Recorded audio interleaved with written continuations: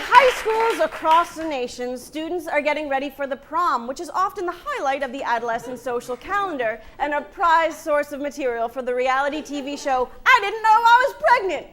Here with the local opinion and the important social and developmental ramifications of high school proms are two members of the Somerville Ladies Auxiliary. Please welcome Paula and Claire.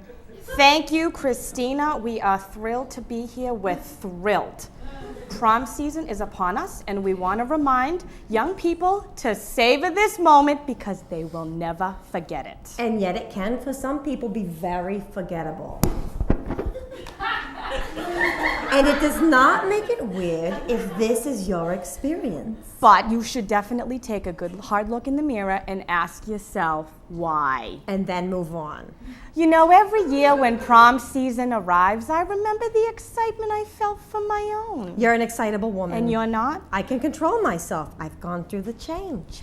You know, my Harold took me to the prom. Oh, how sweet. What year was that? I'm talking, Christina. Christina, have a word of those.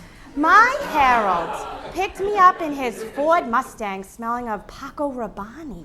The gentleman scent, not that fella who mows the yard.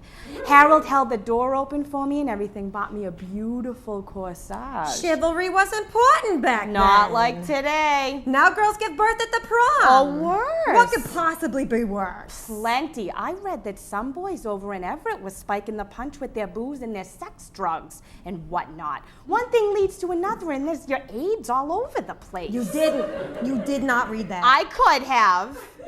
Anyway, when we got to the prom, I couldn't believe my eyes. The entire gymnasium was transformed into a papier-mâché ocean.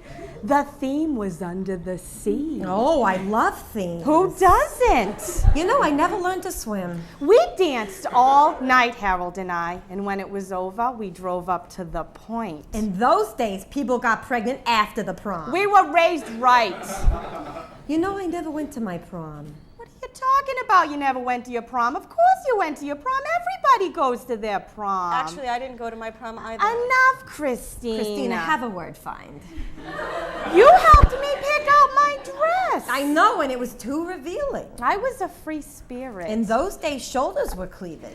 But I remember you being there. It was the 60s. People remember a lot of things. If you are referring to drugs, I can tell there you was right a time now, I I went in the never bathroom once and I tried didn't drugs. come out They for were about offered 4 to me, days, but and I this young flat man out woke up and he was refused on because my my lap, father would and have his face killed was in me. between, and he turns out he was Latino. Well, you, my friend, have missed out on a very important life experience. I have had plenty of others. Like what? Like just today, I saw a hawk.